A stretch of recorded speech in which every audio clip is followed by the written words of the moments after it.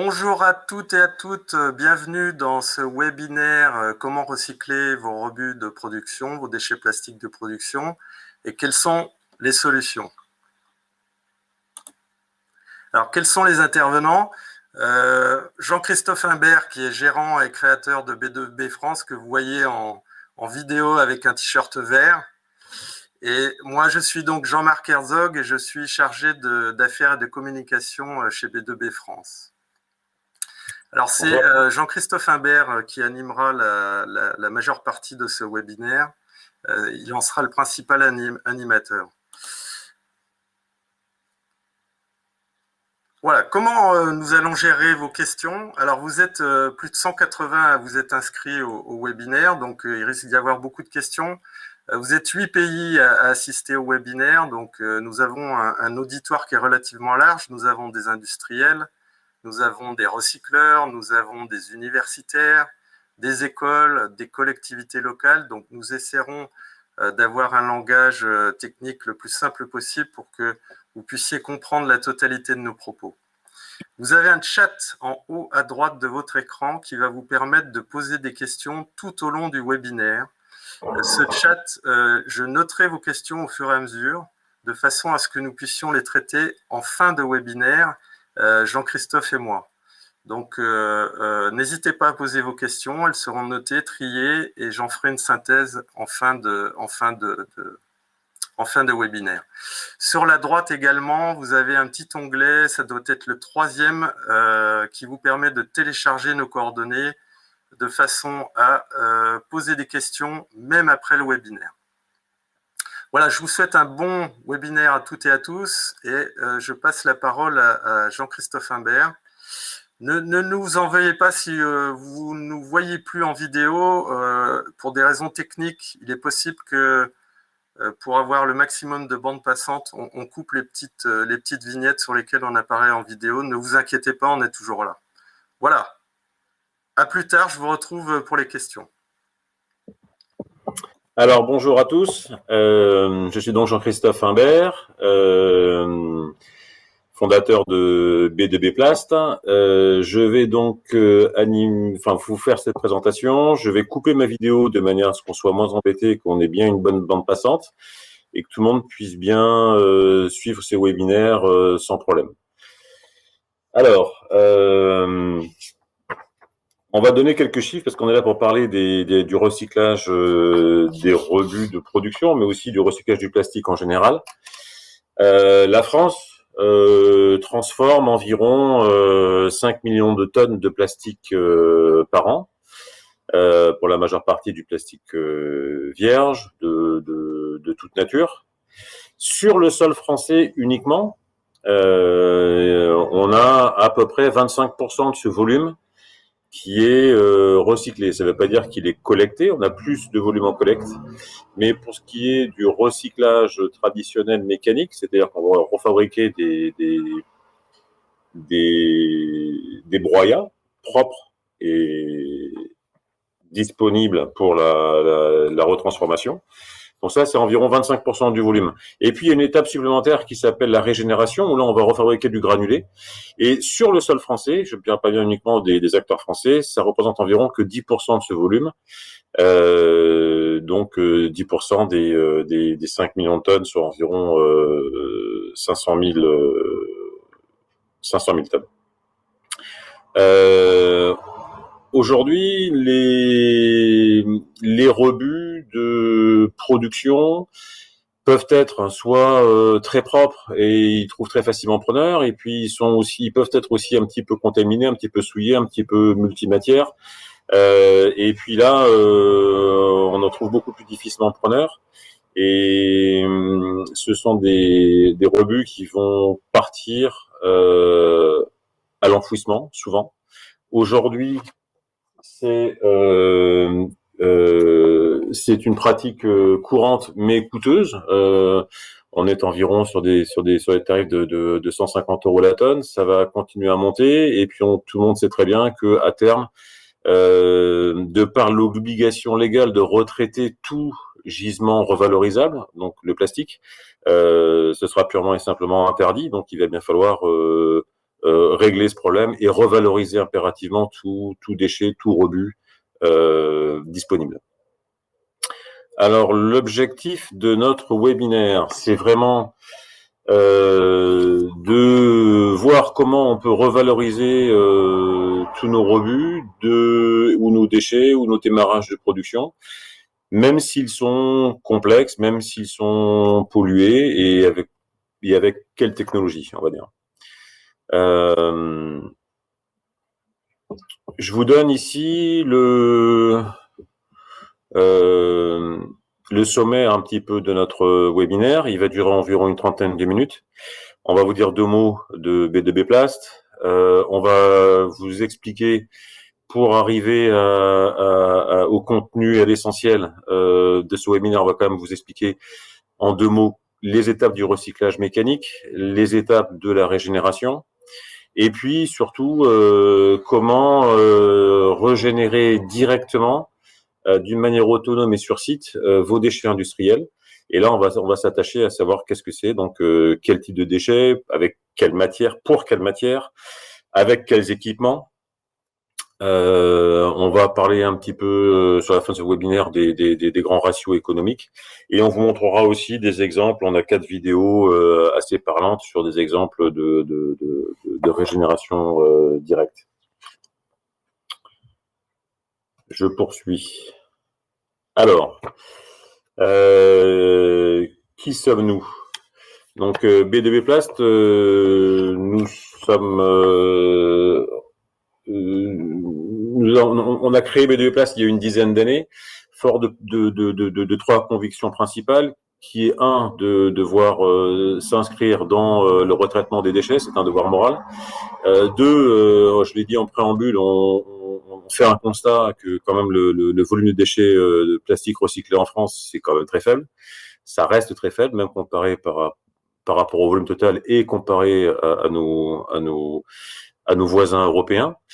Et puis, on a commencé en France par traiter tous les déchets qui étaient les plus faciles à traiter. Maintenant, quand il va falloir augmenter les volumes, il va falloir s'attacher à retraiter des déchets qui sont forcément plus complexes, plus souillés. Et pour ça, il faudra de la technologie. Donc, en 2 mots, on veut être acteur de cette nouvelle économie. On veut être acteur de solutions sur cette problématique. Et mon principal objectif en tant que gérant de B2B Plast, c'est peut-être le dernier point, c'est-à-dire que je veux m'attacher à proposer à nos clients des investissements qui soient judicieux par rapport à leur problématique. Les solutions sont innombrables, mais il faut adapter la solution à la problématique du client en fonction des volumes, des produits, de la nature des gisements à traiter, et puis faire un investissement qui soit du coup pérenne. C'est ça le plus important. On va poursuivre. Je vous le disais dans le sommaire, on va présenter un petit peu les étapes du recyclage du plastique. Ça, c'est un schéma ici, un synoptique qui montre les principales étapes du recyclage mécanique et de la régénération. Le recyclage mécanique, on part du gisement, c'est-à-dire les gisements, ce sont des pièces qui sont plus ou moins grandes, plus ou moins épaisses, plus ou moins souillées. Quand je parle plus ou moins grande, ça peut être, je sais pas moi, des box palettes, des pare-chocs de voiture. Et quand on parle de pièces de ce type-là, est-ce que ce sont des pièces de fin de vie, donc qui là sont souillées avec des inserts métalliques lors de la monte, avec de la peinture, avec des montes connexes qui sont les phares et tout ce qui s'ensuit. Donc vous voyez que tout ça, c'est quand même des choses très diverses. Quoi qu'il en soit, tous ces gisements, et puis on parle après de la cosmétique, du flaconnage, des purges, enfin bon, il y a du calage, enfin tout ce qui peut exister. L'objectif du traitement de ces gisements-là, d'abord, c'est de les réduire en volume, de manière à pouvoir les véhiculer, les traiter. Ça, c'est des étapes de déchiquetage et de broyage. Et puis, dans tout ce que je viens de dire, il va falloir séparer les pollutions, séparer les différentes matières plastiques entre elles. Et quand je parle de séparer les pollutions, ça peut être d'autres matières type verre, métal, ou alors des pollutions aussi organiques ou du bois ou des choses comme ça.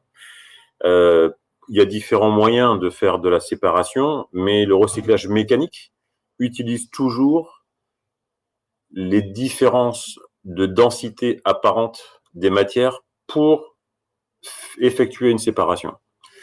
À contrario de ce que l'on appelle du recyclage chimique, qui fait beaucoup de parler lui en ce moment, qui lui va décomposer les molécules. Là, on est sur du recyclage mécanique, donc on va utiliser les différences densimétriques des différentes matières. Donc là, en fait, on va, à l'issue du recyclage mécanique, je vais avancer 2 slides, on va obtenir des choses comme ça, c'est-à-dire du broyé, lavé, propre, sec. Soit de plastique rigide, comme vous l'avez sur la photo de gauche, soit du film, du flocon avec des parois plus fines, comme vous l'avez sur la photo de droite. C'est de la matière plastique recyclée, ce que l'on appelle aussi MPR. On utilisera ce terme dans ce webinaire.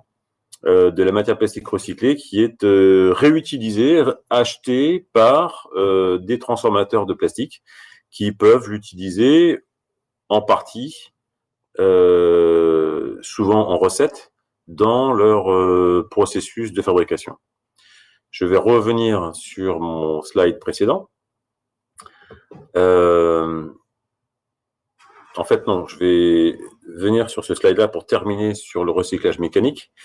Donc, le recyclage mécanique, pour clore ce chapitre, c'est donc du déchiquetage, du broyage sous eau, éventuellement, ça fait un petit peu machine à laver, on peut déjà commencer à laver lors du broyage. On poursuit les étapes de lavage par des bacs de flottaison, on fait de la séparation aussi. On peut séparer par hydrocyclone. Il y a beaucoup de technologies qui ont évolué de ce côté-là.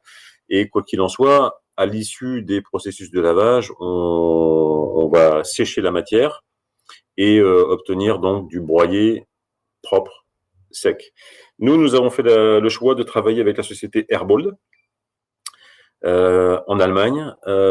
Pourquoi? Parce que c'est la seule société en Europe qui maîtrise l'ensemble des technologies du recyclage mécanique. On a souvent affaire à des acteurs qui sont très spécifiquement orientés soit sur le déchiquetage broyage, soit sur le lavage.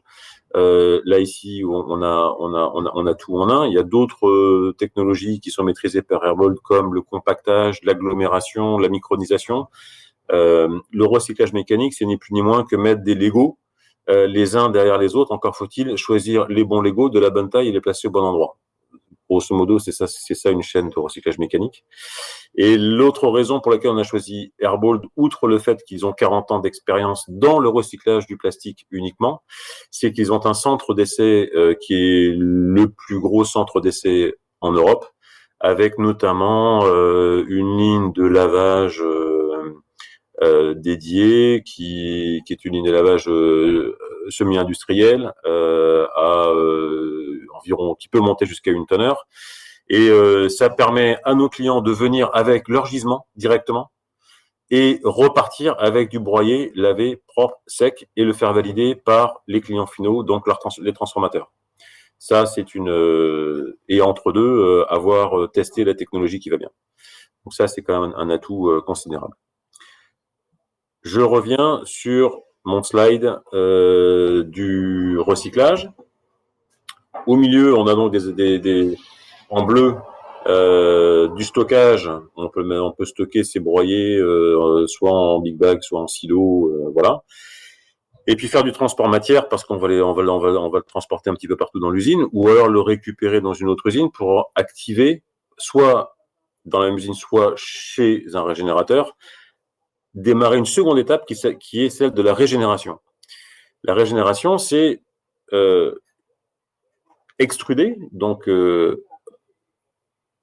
fondre le plastique pour le filtrer et le granuler. Donc là, on va se retrouver à la fin de ce processus-là avec un granulé qui va être un granule ou un granulé qui va être très proche de la matière plastique vierge. Donc, je vais avancer mon petit slide. Excusez-moi, j'ai été un petit peu trop vite. Voilà. Donc,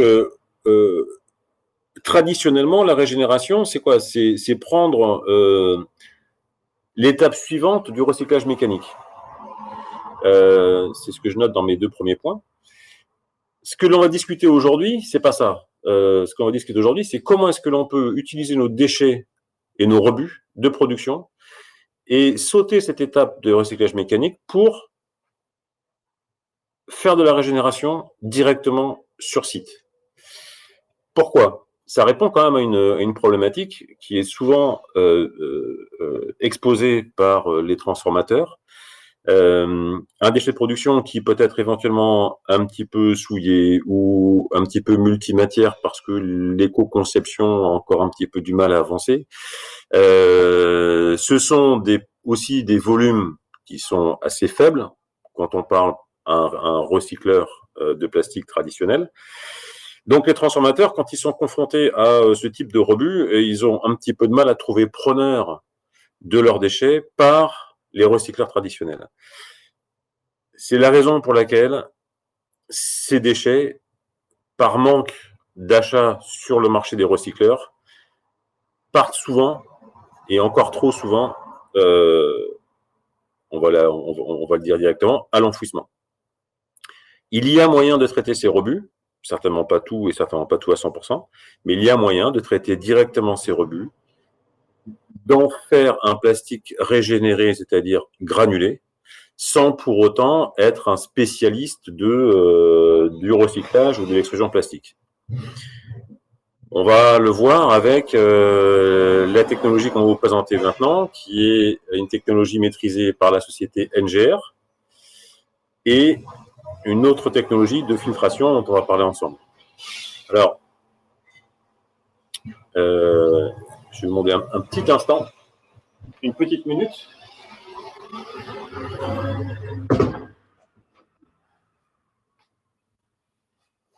J'avais un peu de bruit de fond et que j'ai dû couper.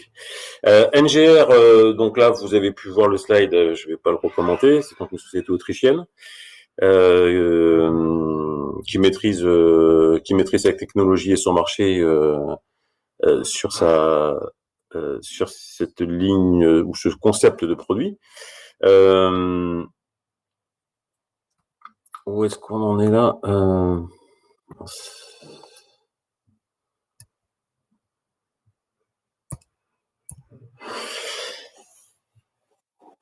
Quels sont les types de produits que l'on peut régénérer directement, les types de rebuts industriels que l'on peut régénérer directement? Les plastiques souples, donc les films, que ce soit des housses, que ce soit des films d'enrubanage, de banderolage, qu'ils soient monocouches ou multicouches, qu'ils soient biosourcés ou imprimés. On a des solutions pour ça.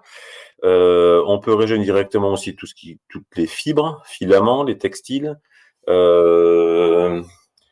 tissus non tissés, souvent en PP, tapis PET, textile PET, tous les rebuts de plaques, de fabrication de plaques, de barquettes thermoformées, les pièces d'injection. Là aussi, toute forme, toute épaisseur, on voit même des purges. Les corps creux, donc corps creux, ce sont des bidons, des flacons, des tubes, des tuyaux, et même les produits qui peuvent être moussés ou expansés, comme le polystyrène de calage, expansé, ou du TPU. Donc, la variété de produits régénérables directement, de produits de rebut régénérables directement est quand même assez vaste. On peut regarder ça un petit peu plus en détail. Donc, des films ou des bobines que l'on pourra, et ça on verra dans les vidéos, que l'on pourra dérouler ou que l'on pourra découper et placer sur un tapis d'alimentation. Le film imprimé ou métallisé, ça c'est régénérable aussi, alors que c'est quand même des choses assez complexes. des sangles, des filets, les fibres. Les purges, on en voit là, mais ça peut être des purges. Alors, il faut faire attention au diamètre des purges parce que plus le diamètre est gros, plus la machine est grosse, alors qu'on n'a pas forcément des volumes adéquats à mettre en face. On peut mettre des tubes, des tuyaux, des plaques. Donc le polystyrène expansé ou aggloméré, comme vous le voyez là, compacté. Voilà 2 images qui montrent ce que c'est qu'une ligne de régénération. Donc à gauche du polystyrène expansé compacté, déposé sur tapis convoyeur. À droite, des bobines ou qui peuvent être soit déroulées directement, soit placées sur un tapis convoyeur en vrac, sachant que les 2 modes d'alimentation fonctionnent simultanément. C'est la machine qui va gérer ça toute seule. On continue sur nos déchets, donc nos rebuts. On a vu les types de rebuts. Maintenant, quels sont les types de plastique qui sont revalorisables? Tous les polyoléfines, qu'ils soient polypro, polyéthylène, haute densité, basse densité. Les biosourcés, on en a parlé. Les polystyrènes expansé aussi. Les polyamides et polyester, donc PA, PET. Là, on a mis un petit astérix. Bien sûr, c'est revalorisable. Il faut simplement, comme ce sont des plastiques qui ont des propriétés un petit peu différentes, il faut adapter les équipements pour ces plastiques-là, mais ça pose absolument aucun problème. Et puis d'autres, je vous invite à nous consulter parce qu'il y a après une infinité de plastiques que l'on peut recycler. Le seul intrus dans cette liste, c'est le PVC, de par sa nature corrosive, où là, il faut vraiment des machines qui soient tout à fait dédiées à ce type de thermoplastique. Voilà, donc vous voyez aussi que le type de gisement, la variété des plastiques font qu'on s'adresse quand même à une grande variété de rebuts disponibles. Maintenant, ces rebuts peuvent être contaminés par quoi et qu'est-ce que l'on peut accepter?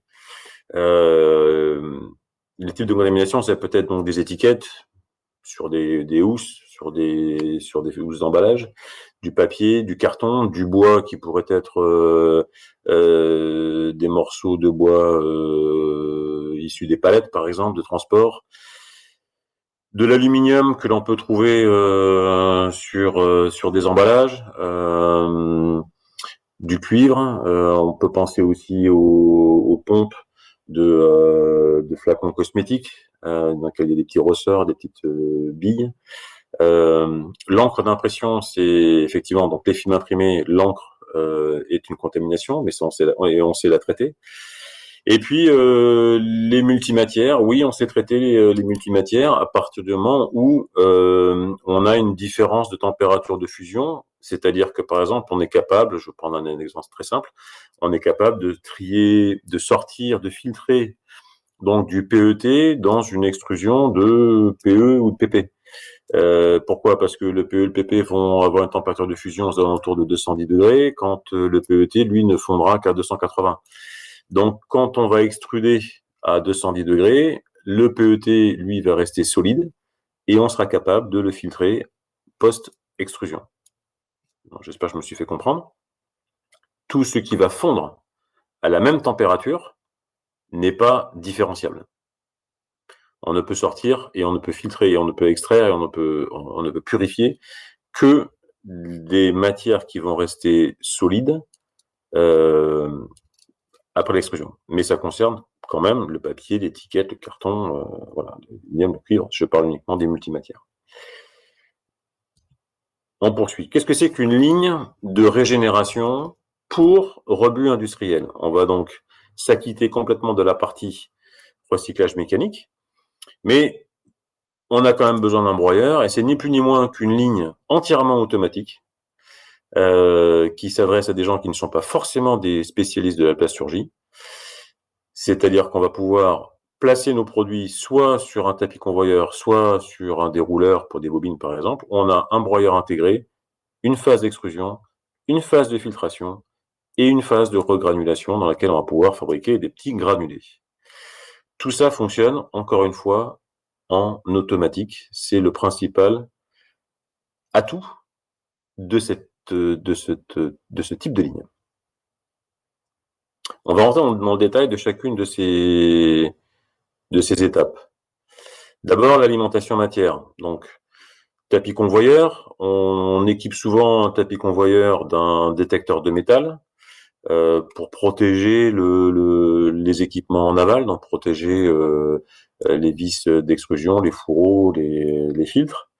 On peut très bien, si on travaille à partir de poudre, utiliser une vis de transport, ou on peut utiliser aussi, ce que l'on a un petit peu, ce qui est noté numéro 2, là, un petit peu l'image en haut, on peut utiliser un dérouleur des bobines. Sachant que le tapis et le dérouleur des bobines peuvent fonctionner ensemble. C'est la machine qui va gérer son alimentation, donc l'avancée du dérouleur, l'avancée du tapis, en fonction de son débit d'extrusion auquel elle est réglée.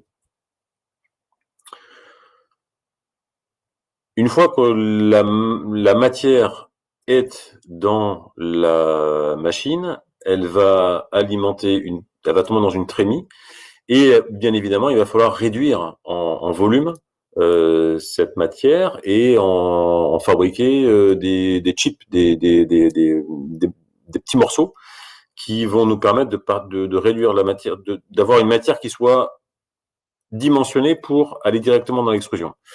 Donc Jean-Marc, est-ce que tu veux bien nous envoyer la vidéo, s'il te plaît?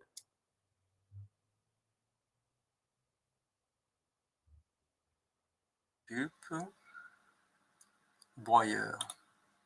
C'est en route.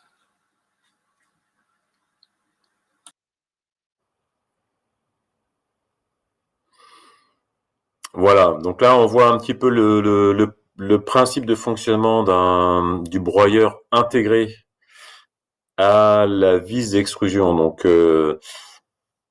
les petites billes sont ou les boules sont la matière, quelle qu'elle soit. Elle tombe dans la trémie. La trémie est équipée d'un poussoir hydraulique qui va régulièrement pousser la matière contre un rotor.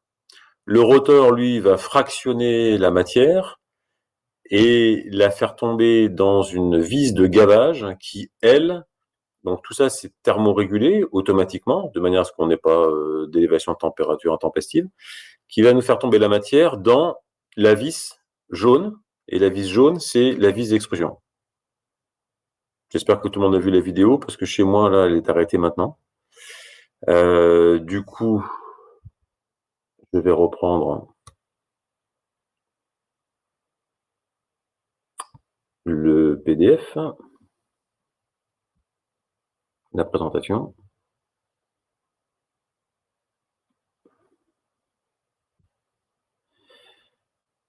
Donc, on revient sur notre ligne d'extrusion.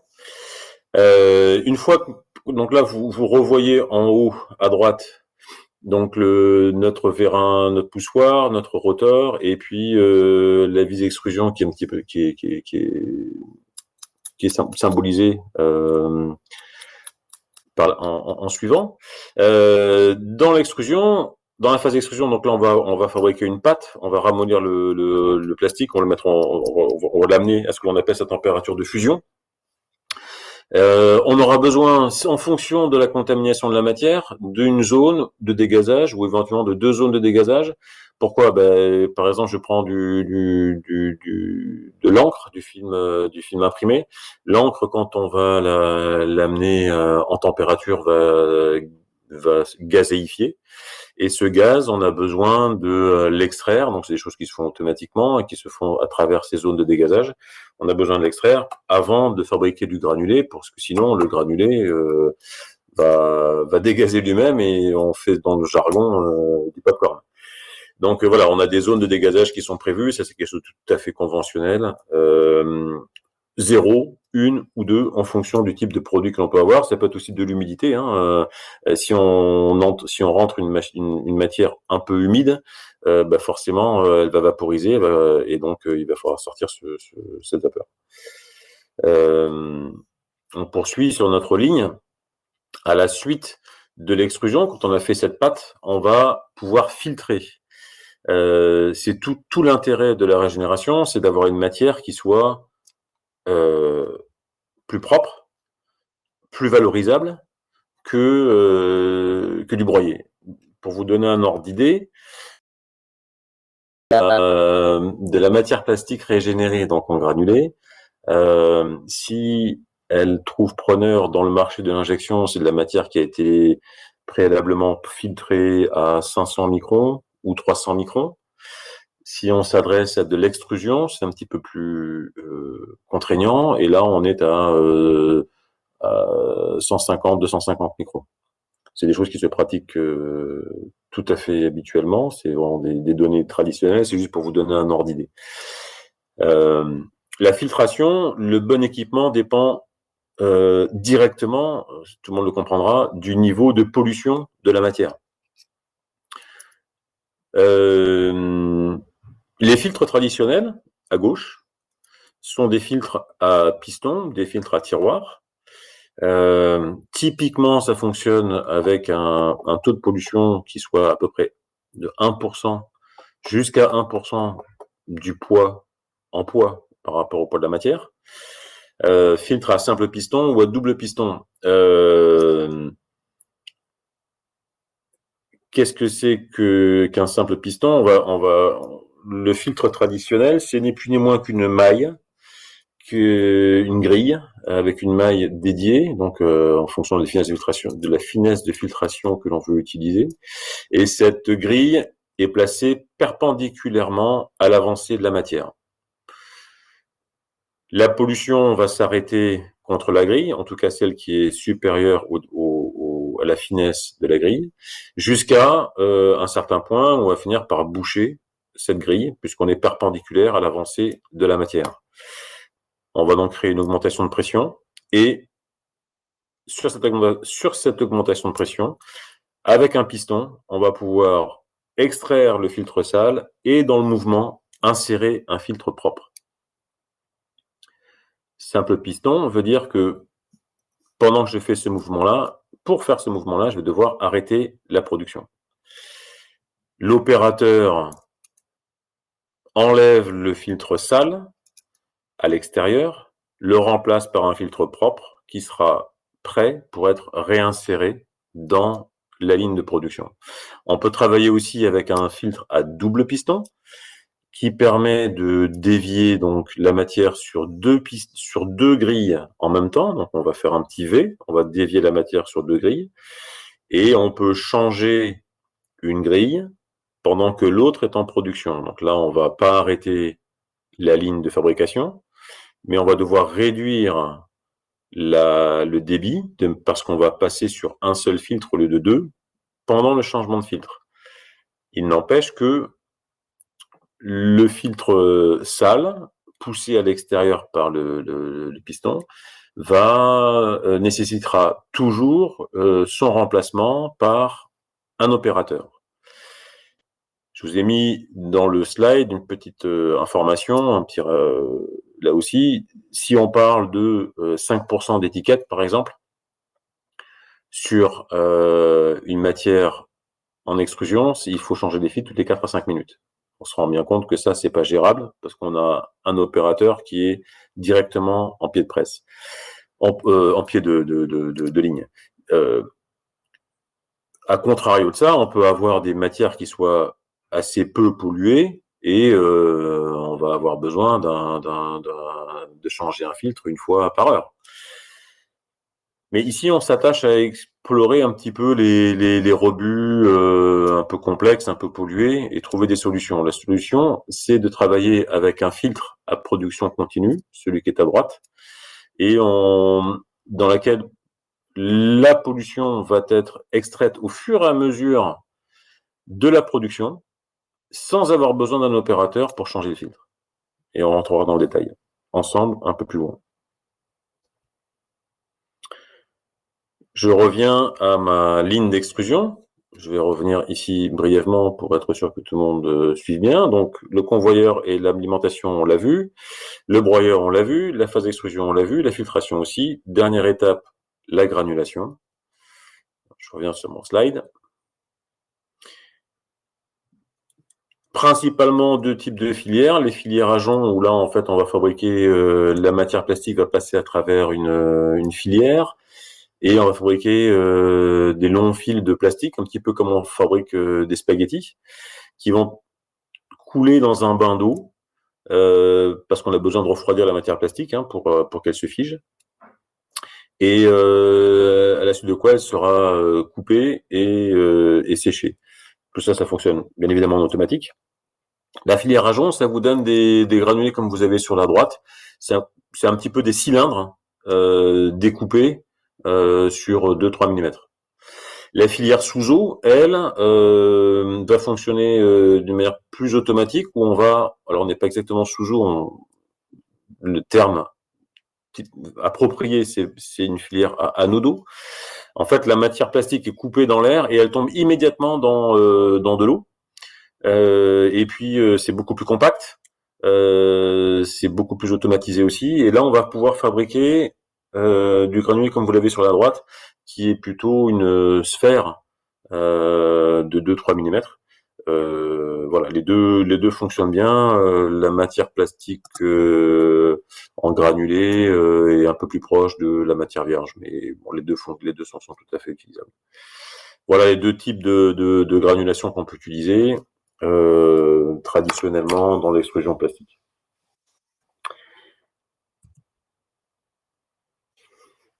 Nos lignes de régénération, donc broyage,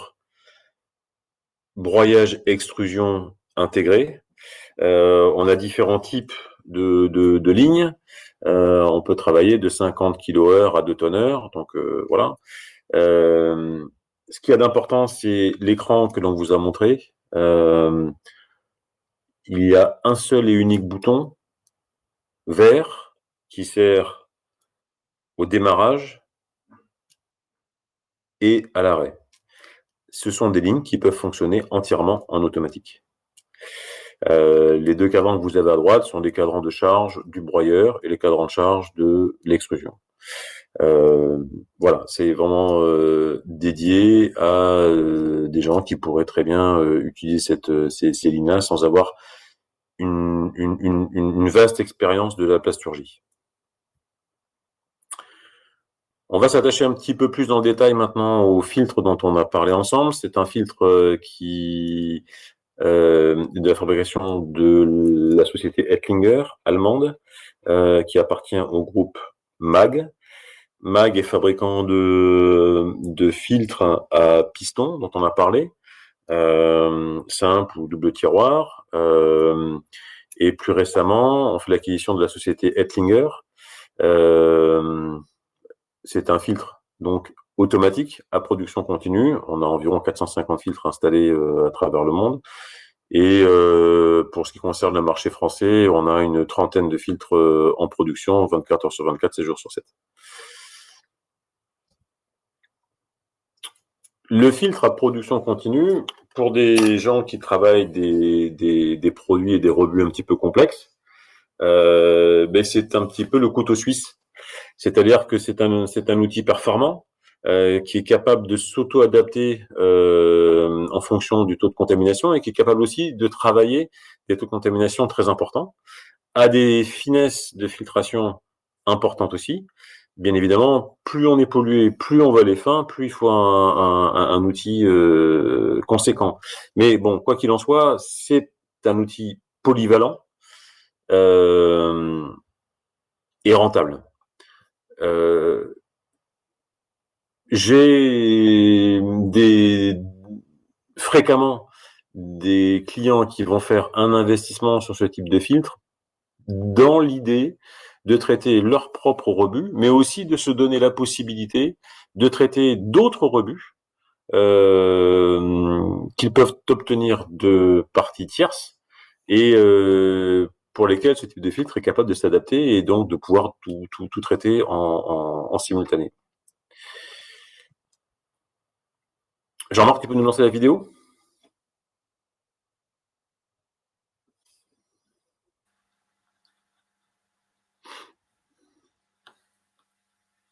Voilà, c'est parti.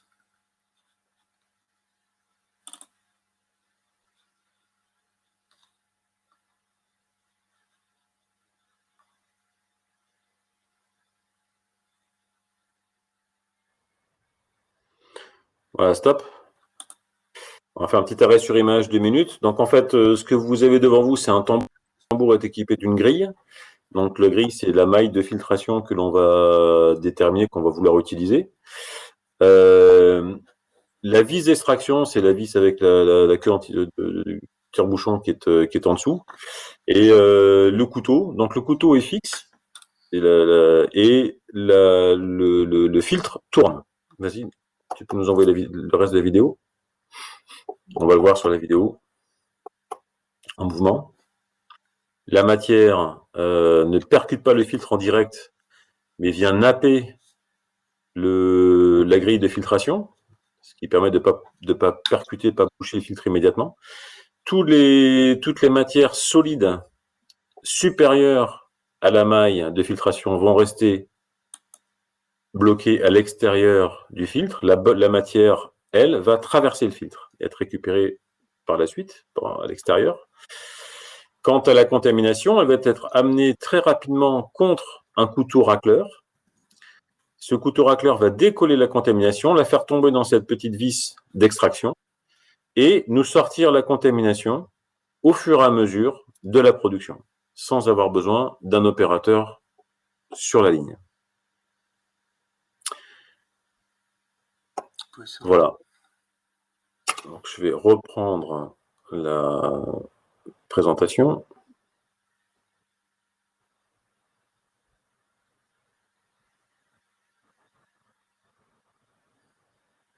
Jean-Marc, tu m'approuves? Ah. Toc. C'est bon. Merci. Voilà. 2-3 slides sur les principales étapes. Ça, j'ai fait un arrêt sur image. On en a parlé.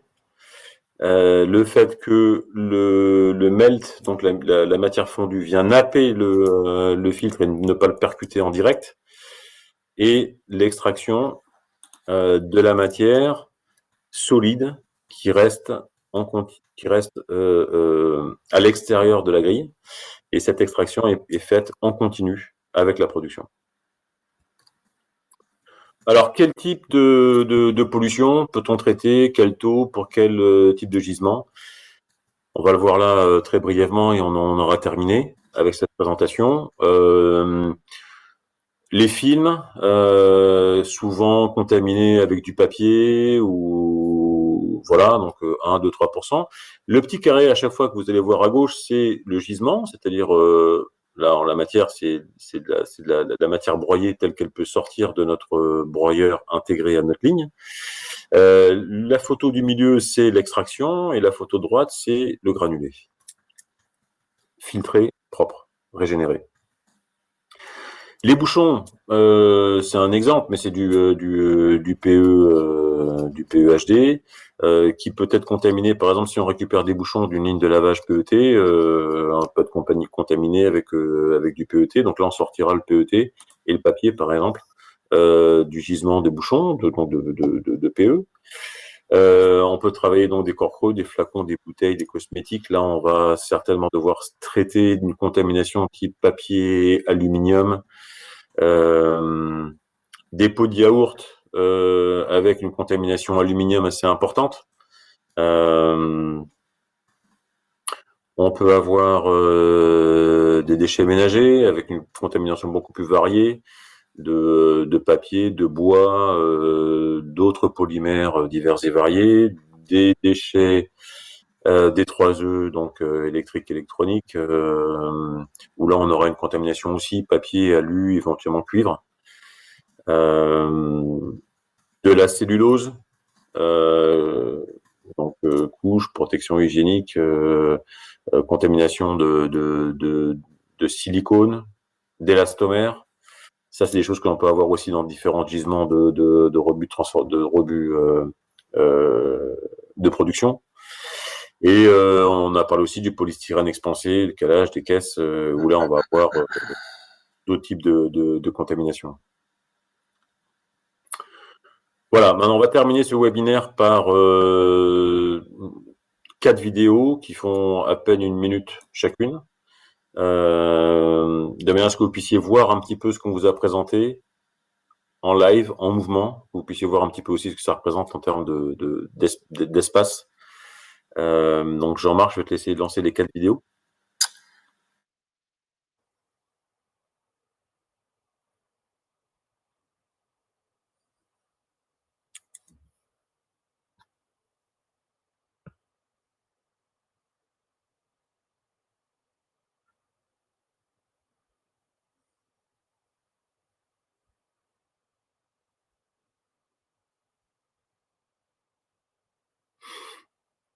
Donc là, vous voyez un tapis d'alimentation et un dérouleur qui fonctionnent ensemble sur du filet, du film. On a notre broyage, notre extrusion. Là, on a un petit filtre à piston qui est pas très important. Et la sortie granulation.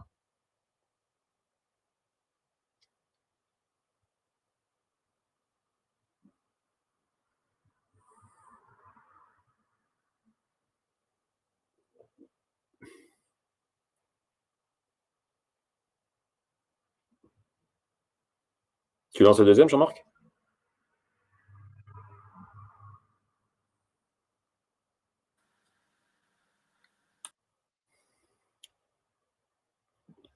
Là, on va avoir des tubes TPU, ça peut être aussi du PE. Vous voyez comment fonctionne le broyeur. Là, on a 2 zones d'éventation sur le côté de l'extrusion. Une petite filtration et une granulation à jonc, donc avec ce bain. Là, c'est le fameux plastique dont je parlais. Et la granulation qui est tout au bout. Voilà. On va découper et fabriquer du granulé, mise en big bag. Voilà. Tout ça, encore une fois, ce sont des... Tu lances les vidéos les unes après les autres, Jean-Marc. Ce sont des lignes qui ont besoin d'une seule chose, c'est que l'opérateur s'assure d'alimenter le tapis convoyeur de la machine. C'est tout ce que l'on a à faire. Là, on voit du polystyrène expansé. Le polystyrène tombe dans la trémie. Encore une fois, on a 2 zones d'éventation. On a notre filtre là, Ettlinger, qui est parce qu'on a une contamination plus importante. Et une granulation. On le verra un petit peu mieux sur la dernière vidéo des masques chirurgicaux qui ont la particularité d'avoir sur l'arête centrale, l'arête nasale, on va dire, une petite barrette aluminium.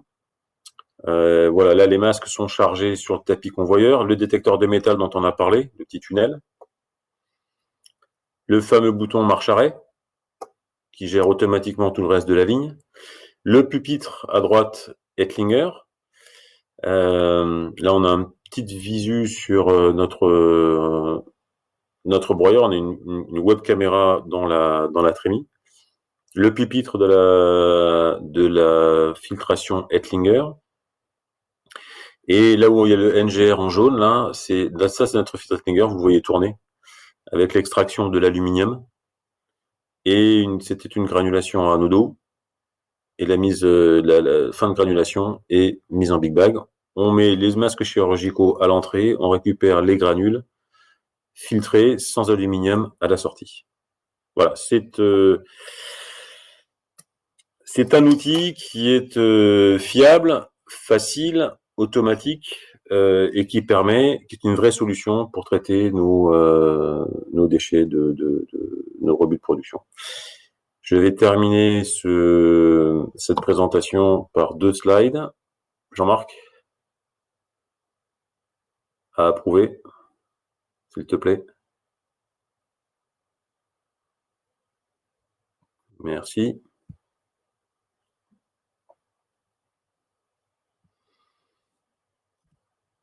Donc, en conclusion, je pense que la majorité des déchets de rebut industriels sont valorisables et doivent l'être. On doit se poser la question de comment les valoriser et de comment les rentabiliser. Le processus que l'on vous a présenté aujourd'hui ne demande pas forcément une expérience de la plasturgie très importante. Ce sont des lignes qui fonctionnent en automatique. Il faut bien évidemment s'y mettre un petit peu et comprendre comment ça fonctionne, mais voilà, on n'a pas besoin d'être un grand spécialiste de la plasturgie et on peut être néophyte et se lancer et retraiter parce qu'on a envie de le faire et qu'on veut le faire ses propres déchets. Et ceux des autres si on veut, pourquoi pas, rentabiliser son investissement en augmentant les volumes. La filtration, c'est la clé de voûte aussi de la chose. Hein. L'une, c'est d'avoir un broyeur intégré à une extrudeuse, intégré à une granulatrice, mais il faut aussi avoir au milieu le véhicule qui va bien pour filtrer la matière en continu. Je voudrais rajouter un point qui n'est pas sur ce slide, c'est pour les gens qui seraient intéressés de garder en mémoire qu'il y a aujourd'hui des aides à l'investissement sur les équipements dédiés à l'économie circulaire et au recyclage du plastique. Je vous invite à vous rapprocher de votre antenne régionale de l'ADEME à ce sujet-là. Il y a aussi un autre dispositif pour les transformateurs qui veulent réutiliser de la matière plastique recyclée, donc de la MPR, un dispositif qui s'appelle Orplast, qui permet de financer les modifications de lignes, les études de faisabilité pour intégration de matières plastiques recyclées. Voilà, il y a aujourd'hui beaucoup de choses, tant au niveau technologique qu'au niveau économique, qui vous permettent de pouvoir avancer sur ce sujet-là. Si vous avez bien évidemment des applications ou des besoins, vous saurez très facilement nous contacter. Voilà, sur ce dernier slide qui est téléchargeable. N'hésitez pas. On va passer à la dernière phase qui est celle de réponse aux questions, s'il y en a. Jean-Marc, je te laisse gérer les questions, si on en a eu. Alors, on en a eu pas mal. Je te laisse remettre ta vidéo. Oui. Alors, j'ai essayé de faire une synthèse. Donc, on a une question qui est revenue souvent de plusieurs personnes qui nous demandent le coût d'une ligne approximatif et le tonnage à partir duquel l'investissement devient rentable, sachant que c'est un petit peu compliqué à répondre en fonction des matières, mais voilà, avoir un ordre d'idée de ça. Ça, c'est la question qui est revenue le plus souvent. Donc, une ligne complète de régénération hors budget filtration complexe, on va dire, c'est entre 150 000 et 300 000 euros. Ça va être pour des débits qui vont pouvoir atteindre de 50 à 250 kHz, on va dire à peu près. 50 à 250 kHz, on va dire, on prend une moyenne à 100 kHz sur une ligne que l'on va pouvoir faire tourner sur un poste 5 jours par an, non, un poste 5 jours par semaine et 45 semaines par an, ça va être à peu près 200 tonnes de matière. Voilà, donc qu'il faut garder en tête. D'accord. Alors, on a une autre question qui est revenue plusieurs fois, qui est la suivante. Comment, avec la ligne, on change de matière, c'est-à-dire on recycle par exemple du PE et on veut recycler ensuite du PP. Quel est à peu près le temps de changement pour passer d'une matière à l'autre? Même chose si on passe de transparent à coloré. Et puis dans la même veine, on a une question. Voilà, pour la conduite de la ligne, il faut une personne pour charger. Pour un fonctionnement 3-8, et voilà, est-ce qu'il y a besoin d'autres personnes ou pas? Alors, je vais répondre à toutes les questions. Le changement de matière, changement de couleur, ça va être à peu près entre une demi-heure à 45 minutes de production, qui va être un petit peu un mix, parce qu'il va falloir vidanger la ligne avec la matière précédente. On fait comment? On pousse et on amène la matière suivante dans la ligne, sachant qu'au départ, on va avoir un petit peu de résidus de la matière précédente dans notre ligne. Donc, on va avoir une demi-heure, 45 minutes de production d'une matière qui sera pas valorisable parce que trop mélangée. Pareil pour la couleur. Quel tonnage ça représente? Ça dépend du débit de la ligne.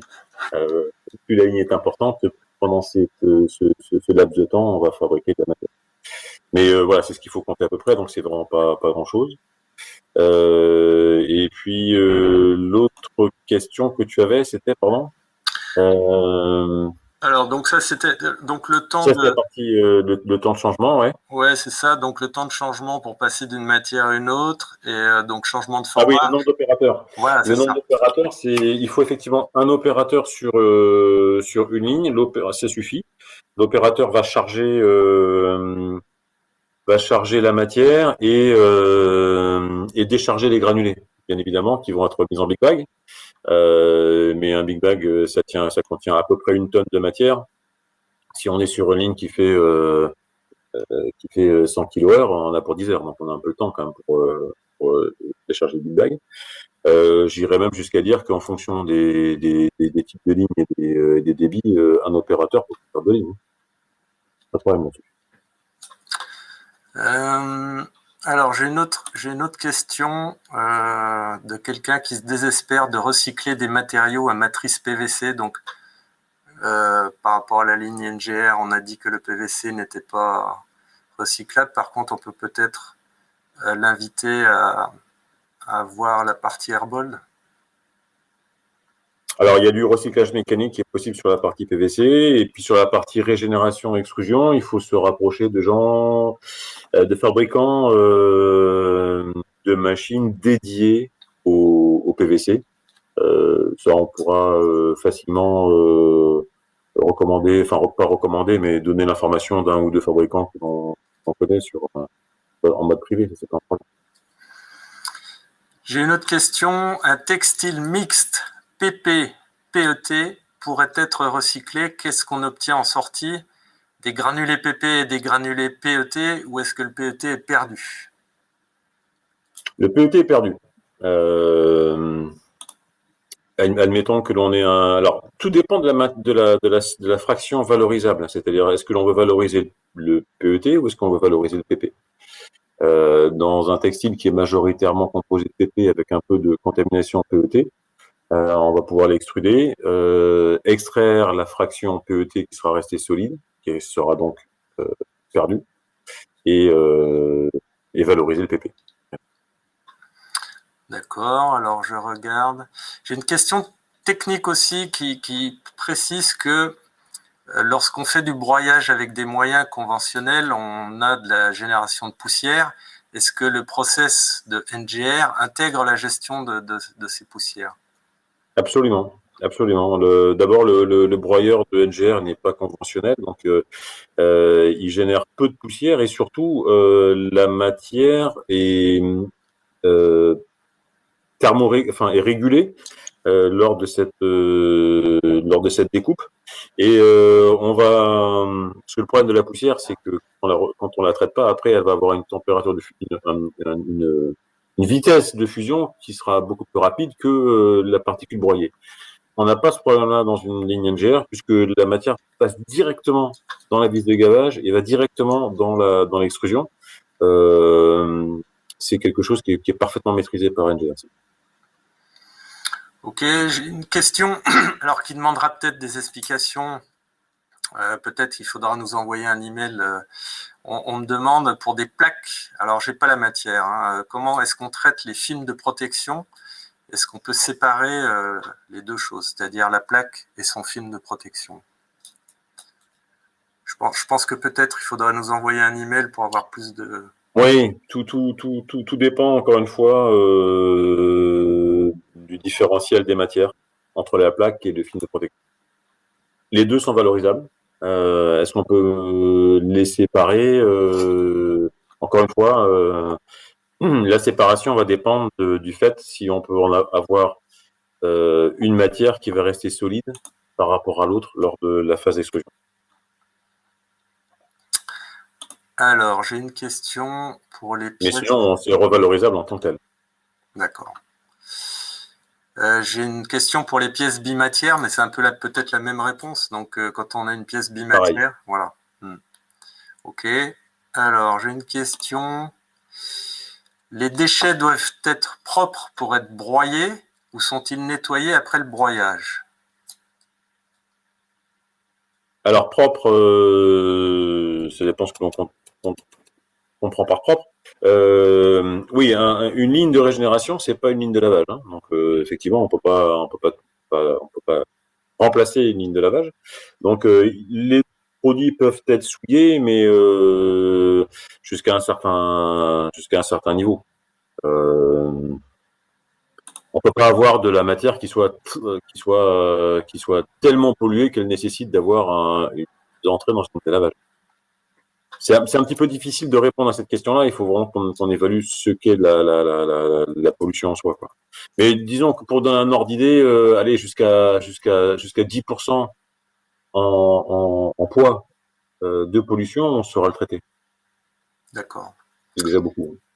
Une question, quelqu'un qui me demande si les filtres sont réutilisables. Absolument. Les filtres. Alors, les filtres à production continue Ettlinger, les tambours, sont réutilisables. Une fois qu'ils sont bouchés, on les passe en four, en pyrolyse, et puis on va pouvoir les réutiliser. Jusqu'à un certain point, hein, on peut les réutiliser 6-8 fois. Les filtres à tiroir dont on a parlé, simple ou double tiroir, eux ne sont pas réutilisables. Le filtre sale sort, il est enlevé par l'opérateur et mis à la benne. Alors, j'essaie de voir ce qui reste comme question. J'ai une question, oui, sur l'ISO. Quelqu'un qui me demandait, en termes d'économie circulaire, et qui précisait que le rebroyé dans cette économie circulaire était exclu du recyclé en termes de pures normes. Est-ce que tu confirmes ou sachant que les rebuts de production, voilà, ne sont pas considérés comme étant du recyclé? ISO 14021. Non, alors je crois que ça concerne plutôt les aides économiques proposées par le gouvernement. On parlait effectivement d'aides économiques pour réintégrer de la matière plastique recyclée qui post-consommation. Donc le déchet industriel, à partir du moment où il est retraité sur le site de fabrication, n'est pas forcément considéré comme du post-consommation. En revanche, rien n'empêche de traiter son volume de rebut industriel sur le site et d'intégrer un certain pourcentage, un certain volume supplémentaire de matière autre. À partir du moment où la matière, le rebut, va quitter le site sur lequel il est fabriqué, il devient un déchet. D'accord. J'ai une question sur le coût. Je te coupe juste 2 minutes pour te dire qu'on est déjà à 1h02. Okay. Donc on va peut-être encore prendre une ou deux questions et puis après on invitera toutes les personnes qui malheureusement n'ont pas pu avoir de réponse à leurs questions à nous adresser un email directement et puis on leur répondra à ce moment-là. J'ai une question sur le coût des filtres, on n'en a pas parlé. Les filtres à production continue, c'est un coût assez important, enfin c'est important. C'est environ 4000 euros pour le filtre type Ettlinger. Mais ce sont des filtres que l'on va changer peut-être à partir du moment où on peut les réutiliser, comme je l'indiquais, 4 à 5 fois, 6 fois. On peut compter sur, disons, une ligne qui va faire 150 à 200 kWh. Vous allez consommer un filtre par an. D'accord. Est-ce qu'on a donné, je ne me souviens plus, le coût d'un filtre Ettlinger à peu près? Je viens de l'indiquer, environ 4000 euros pour un filtre Ettlinger. Alors ça, c'est le consommable, mais l'achat du filtre. Ah, l'achat, pardon. Oui. À peu près 150 000 euros sur un filtre Ettlinger. D'accord. L'entrée de gamme, on va dire. Enfin, l'entrée de gamme en termes de débit horaire. Alors, je regarde s'il reste encore une ou deux questions. J'ai une question qui me dit, alors les pollutions qui restent de côté après le traitement existent en quelle quantité et qu'est-ce qui leur arrive après? Alors, en quelle quantité? Tout dépend du taux de pollution à l'entrée. Mais qu'est-ce qui leur arrive après? c'est généralement des déchets ultimes qui sont soit incinérés, soit la plupart du temps, ouais, peuvent partir à l'incinération. Ok. Et puis j'ai peut-être une dernière question, donc pour qui est revenu sur les pièces bimatières. Donc on me dit, donc on doit choisir entre le volume et le point de fusion ou le point de fusion. C'est-à-dire si on a une pièce bimatière, j'imagine, j'essaie de comprendre la question. Ben, on choisit le volume qui nous intéresse de récupérer dans la matière ou on choisit le point de fusion. Je ne sais pas si je suis très clair. Oui, oui, c'est un peu ça. C'est-à-dire que on ne va pouvoir revaloriser que la matière qui aura atteint son point de fusion, et on ne pourra séparer que la matière qui sera restée solide à cette température de fusion. Donc, si par exemple, je vais reprendre mon exemple précédent de PE et de PP, de PE et de PET. Le PE fond à une température inférieure à celle du PET. Donc, si je veux valoriser le PE, je vais pouvoir l'extruder. Le PET va rester solide. Je vais pouvoir l'extraire et obtenir un PE propre et pur. L'inverse n'est pas possible parce que j'ai un mélange de PET et de PE. Si je veux valoriser le PET, quand je vais fondre le PET, le PE sera lui aussi fondu parce qu'il fond à une température inférieure, et à la filtration, tout passe. Donc, on peut avoir en sortie un mélange PET-PE. Ok, je pense qu'on a balayé la majorité des questions. Malheureusement, il en reste encore auxquelles on n'a pas pu Et répondre. on va pouvoir y répondre ultérieurement, Jean-Marc, je Voilà, pense. exactement. Donc vous Ah avez oui, donc sur le dernier slide qui est à l'écran la possibilité de nous joindre directement. On vous remercie tous pour votre participation, vos questions, votre intérêt pour le merci à tous. sujet. Et puis on vous dit à très bientôt. Il reste encore, si vous souhaitez encore poser des questions dans le chat reste ouvert encore 4-5 minutes. Et puis ensuite, vous pouvez nous adresser vos questions, on y répondra avec plaisir. Voilà, je vous souhaite à tous une bonne journée et puis on vous dit à très bientôt. À bientôt, au revoir.